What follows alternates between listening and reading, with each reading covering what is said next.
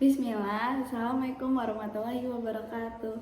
Halo semua, perkenalkan nama aku Aulia Rahmatuni Sando Syahidah dari jurusan Manajemen Bisnis Syariah.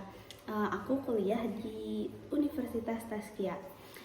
Di kesempatan kali ini, aku ingin sedikit membahas tentang peraturan dan mekanisme zakat sebagai pengurangan pajak penghasilan dalam Undang-Undang Nomor 36 Tahun 2008. Kenapa aku ngambil topik ini? Karena di topik ini kita tuh udah tahu kewajiban kita yang ada di Indonesia. Yang pertama itu zakat.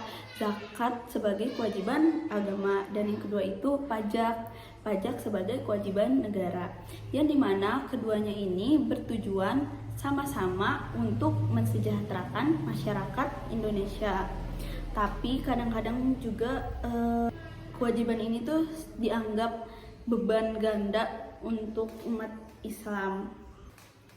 Oleh karena itu, pemerintah membuat peraturan agar zakat dapat diakui sebagai pengurangan pajak penghasilan, supaya dua kewajiban ini tuh berjalan dengan selaras. Oke, sebelum kita membahas tentang mekanismenya, kita pahami dulu pengertian dasar dari zakat dan pajak penghasilan. Kalian udah tahu lah ya pengertian dasar dari zakat, yang dimana zakat adalah kewajiban bagi umat Islam untuk menyisihkan sebagian hartanya kepada orang yang membutuhkan.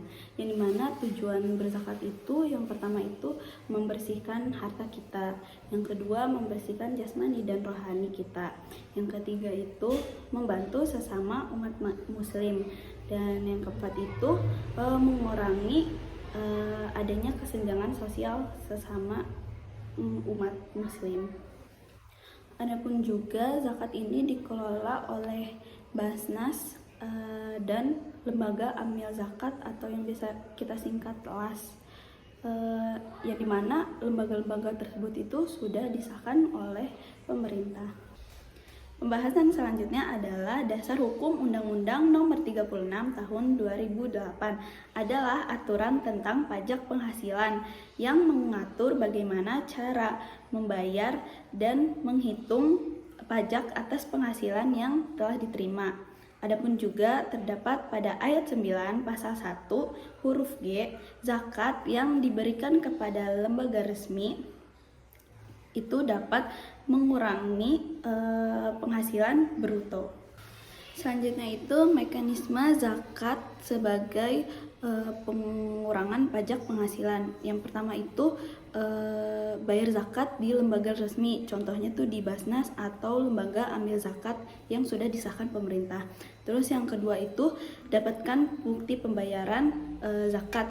Jadi setelah pembayaran itu tuh nanti kita dapat setoran bukti gitu, yang dimana isinya itu ada nama, NPWP, jumlah zakat, tanggal, sama lembaga penerima zakat tersebut. Terus yang ketiga itu simpan bukti pembayarannya itu, karena kan untuk pelaporan kepada pihak pajak tersebut. Yang keempat adalah kurangi dari penghasilan bruto. Artinya zakat tersebut tidak langsung mengurangi pajak yang dibayarkan, tetapi mengurangi penghasilan yang dihitung pajaknya. Terus yang terakhir itu laporkan di SPT tahunan. Kalian itu harus laporkan bukti pembayaran zakat tersebut di SPT tahunan agar pengurangan tersebut diakui oleh Jenderal Pajak tersebut. Adapun juga tujuan dari adanya peraturan undang-undang PPh ini, yang pertama itu pengurangan pajak penghasilan untuk mengurangi beban umat Islam, supaya umat Islam itu tidak terbebani dua kali, yang dimana kita harus membayar zakat dan juga membayar pajak.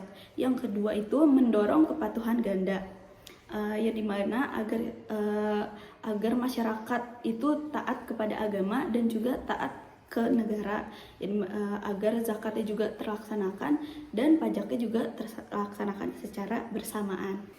Yang ketiga itu menyalurkan zakat lewat lembaga resmi. Contohnya itu Pasti kalian udah tahu ya, Basnas atau lembaga amil zakat yang telah disahkan oleh pemerintah. Bukan, jadi bayar bukan secara pribadi atau enggak masing-masing.